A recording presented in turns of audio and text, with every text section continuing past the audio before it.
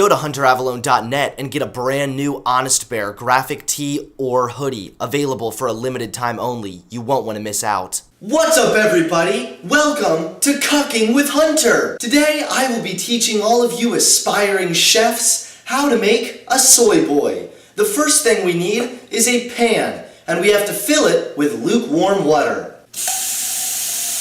Now the first ingredient we add, obviously, is soy.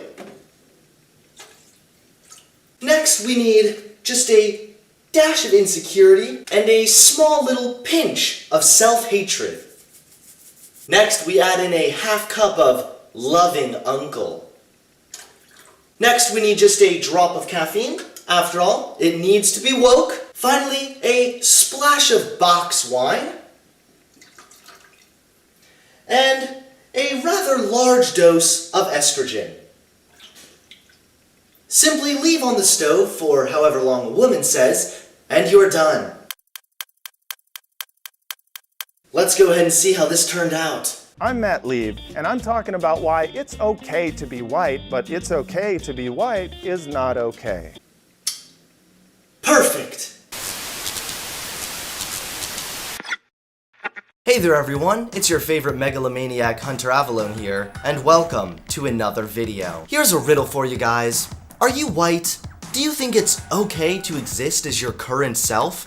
Well, you are wrong, at least according to the education we are about to receive from this soy boy's anus of a mouth. Alright, let's journey into AIDS. Last November, a white nationalist catchphrase began to spring up from the bowels of the internet and made its way to college campuses and high schools across the United States. A white nationalist catchphrase? Well, this doesn't sound very good. What is this horrific phrase going around? This "It's Okay to Be White" poster could be part of a national campaign to create racial tension. Turns out the same message was posted on college campuses across the country this past week. This is a worrying development to see posters with a racist undertone, I think. Oh, I get it. We're back to this whole "it's okay to be white" thing. The shockingly racist idea that it's okay to be something you were born as. Well, get me my white hood. I've gone full-blown KKK. The phrase "it's okay to be white" has been tied to multiple white supremacists, from a song by a white power band in 2000 to former KKK leader David Duke's Twitter page. Okay, gotcha. So we're gonna use the guilt by association route. You mentioned a song that no one has ever fucking heard of, and David Duke didn't use that slogan until after it began spreading everywhere. It wasn't like some racist guy saw this phrase on Duke's page and then decided to just spread it around. In fact, it was the opposite. And besides, just if a couple racist retards have adopted this phrase does not mean the phrase in and of itself is bad. You know, I bet white nationalists eat bread. Is bread racist? I bet white nationalists say the word the. Is the racist? Just if some racist lunatic participates in something, it does not necessarily make that thing instantly racist. "It's okay to be white" sounds much more innocuous than what they're actually saying, which is it's okay to be pro-white power. Really? Well, how do you know that, buddy? Sounds to me like you're just grasping at straws. Oh wait, if this guy's a true soy boy, he probably lives in California. So I guess he can't grasp at straws. Whatever, you know, this guy probably pulled that out of his ass when his girlfriend wasn't pounding him with a strap on. Make no mistake, students, faculty, and media coming out against a racist firing campaign is literally the only correct response. Matt, you've really failed to explain what makes this phrase racist. Take out your guilt by association and your own preconceived notions, and what do you have? A simple phrase stating a fact. Another response was to play down the sincerity of the neo-Nazis on 4chan and frame these posters as just trolling. Amazing now, isn't it? 4chan created another obvious trolling campaign with the purpose of exposing many people's sensitivities. But honestly, what's actually the difference between a troll disguised as a racist and a racist? So is this guy just completely done explaining what makes this phrase racist? Is the rest of the video just him casually like, yeah guys, it's racist. It's racist.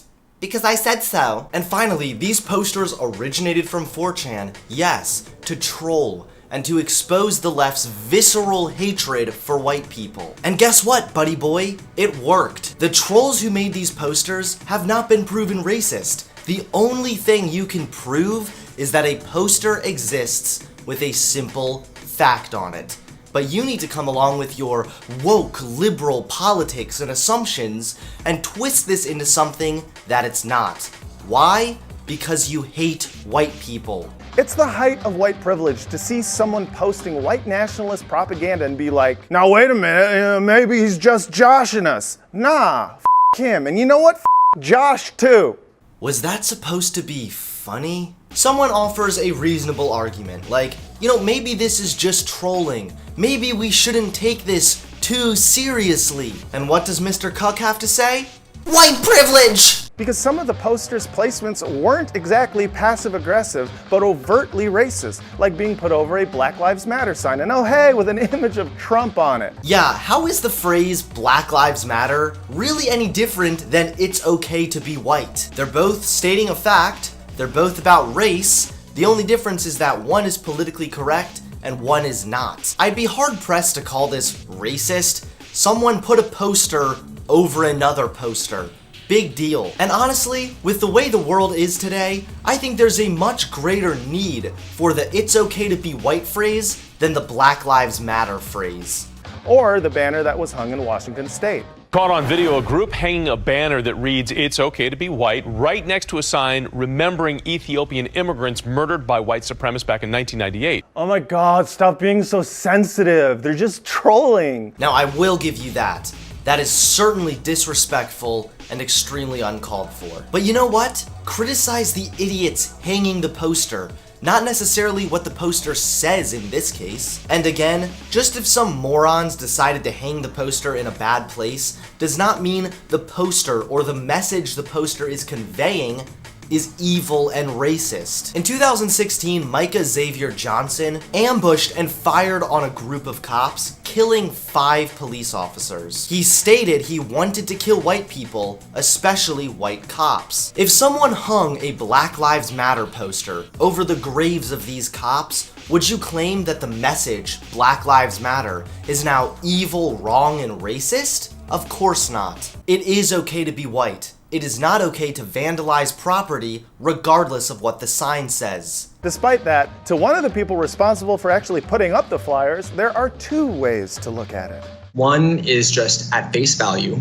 like here is a poster, it has a sentence on it, it's just a fact. And the other is like you put in a whole bunch of context and make a whole bunch of guesses and you play mind reader and then you get upset at that. I'm pretty sure that's the same logic he's going to use when he explains his swastika tattoo to his mom.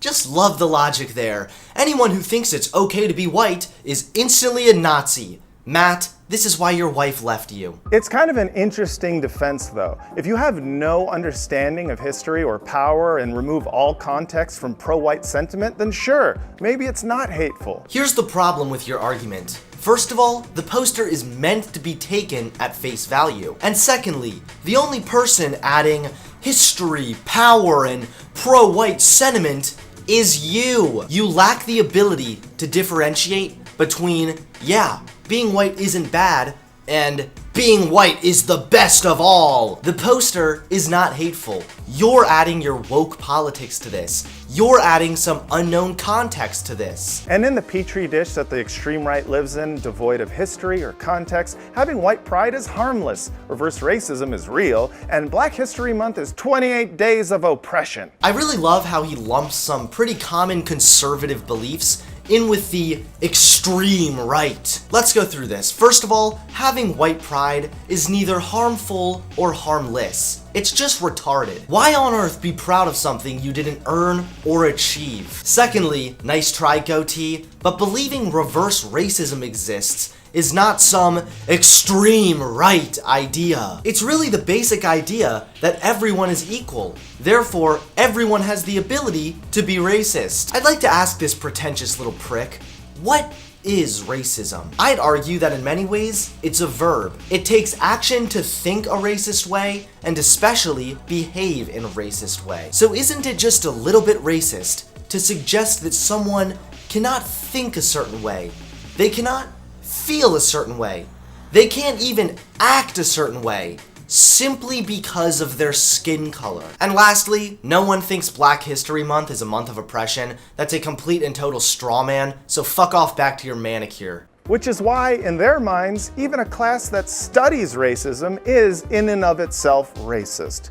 Watch a Fox News host interview this Arizona State student subjected to race studies. A new course offered at Arizona State University is called this: U.S. Race Theory and the Problem of Whiteness. The books here, The Possessive Investment in Whiteness, we can show them a couple of them here. Everyday Language of White Racism is another one. The Alchemy of Race and Rights. All of these books have a disturbing trend, and that's pointing to all white people as the root cause of social injustices for this country. Oh my God, stop, dear God, stop. Okay, the problem here is that they're confusing whiteness and white people. In fact, if that student had actually read the books assigned, like The Possessive Investment in Whiteness, she'd see that it opens with the line, opposing whiteness isn't the same as opposing white people. It refutes the entire premise of the segment on page 1. Like, how are you gonna claim someone else is racist when you are literally judging a book by its cover? This right here, ladies and gentlemen, is the misplaced authority fallacy. Just if some book makes this claim does not actually mean it's true. I think it's impossible to be true, because you cannot have a white person without the quality of whiteness. If you take away the whiteness, the person will no longer be white. I mean, if you want to use your own logic, shouldn't we look at some context? Shouldn't we look at some history? How come when the phrase is, it's okay to be white, we need to look at this imaginary context? But when it's a phrase that you like, that supports your agenda, oh, well, we should just take it at face value. Your hypocrisy is far funnier than any of the jokes I've seen in this show. The truth is that who is and is not considered white in America is always changing. Think of whiteness as an exclusive nightclub. At first, the only members were people of British, Germanic, or other Saxon ancestry, with all other ethnic groups behind a velvet rope waiting outside and being judged by like a really catty German bouncer who's like, you're not getting in here just like that. I thought jokes were supposed to make you laugh, not make you suicidal. But the one hard and fast rule of the Club of Whiteness: Black people can never be members ever. Doesn't matter how light-skinned or how well-educated or the fact that the club was literally built off their unpaid labor, whiteness is specifically designed to exclude them. Says who? Where is this happening? Black people are respected in our country. They contribute to our society. Where is this club of whiteness keeping black people out? To quote The Possessive Investment in Whiteness, Africans enslaved in North America faced a radicalized system of power that reserved permanent, hereditary chattel slavery for black people. White settlers institutionalized a possessive investment in whiteness by making blackness synonymous with slavery and whiteness synonymous with freedom. This is simply not true and can easily be debunked by simply looking at our own country's history. If blackness was synonymous with slavery and whiteness was synonymous with freedom, then how come the slaves were freed? Why were wars fought to free the slaves? Why were amendments added to our Constitution to abolish slavery? This institution that allegedly reserved permanent slavery for black people no longer exists. That legacy includes things like the one-drop rule, which was a crass yet institutionalized term to define blackness as having just one black ancestor, no matter how many white ones you also had. Well, if you're Elizabeth Warren, this still seems to be the rule. And that's the point.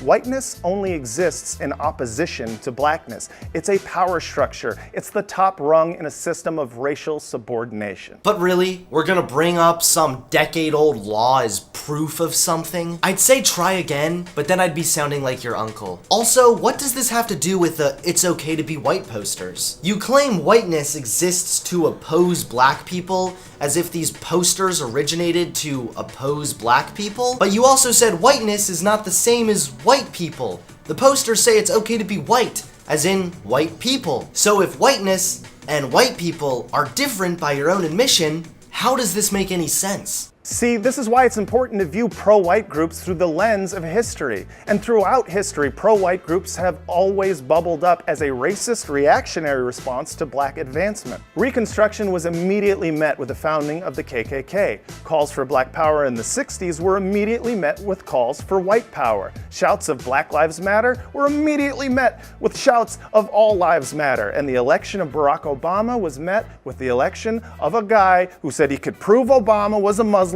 born in Kenya. Notice his disgustingly biased word choice. Pro-white groups. Ooh, it sounds so nefarious. But then he has the nerve to claim pro-white groups are people who may not agree with Black Lives Matter, or even worse, people who voted for Trump. I mean, why on earth should we... oh.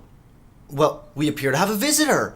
It's Honest Bear, my teddy bear friend that tells you the truth, no matter how much it hurts your little feelings. Honest Bear, what do you think about this little man calling Trump voters pro-white groups? Why should we believe a word that comes out of this sad, ill-advised, sniveling little cuck? His biases blind him from forming a single coherent point. Good one, Teddy! Also go to hunteravalone.net and get an Honest Bear shirt or hoodie, or any other kind of shirt. Shameless plug, but seriously, do it. Whiteness as a construct can't exist without a victim. White identity is a made-up thing, so why buy into it? It's like the worst type of cosplay. When you go around declaring, I'm a proud white man, you might as well be saying, I'm a proud Dracula. These posters didn't say anything about being proud to be white. They simply said, it's okay. It's not good, it's not bad, it's not great, it's just, meh, you know. Okay. The fact that you need to twist things just to get your point across is glaring proof that you have no point. Think about it. What are the traits of a Dracula? They're pale, afraid of the sunlight, and generally allergic to spice. And their entire existence depends on victimizing people. So drop that tiki torch and pick up a bagpipe. Because sure, it's okay to be white. It's always been okay to be white. But it's not okay to be a Dracula. How does hanging a poster victimize anyone? How does saying it's okay to be the race you were born as victimize anyone? So I guess by your logic, this entire video was a waste of time, and it is, in fact, okay to be white. These posters were not created by white supremacists. They were created by some clever trolls to expose the left's hatred of white people. Our society is full of videos like this one, grouping all white people as the same, as being evil or racist. And honestly, these posters are good and necessary. So I'm really sorry you didn't like them, you self-hating white boy. It may be time to face the fact that you're white, and hating on white people doesn't make you look any more woke. It just makes you look stupid. So little soy boy, go home. Your uncle is waiting. Please give this video a like, comment below, and subscribe to my channel. Thanks everyone for watching. Peace.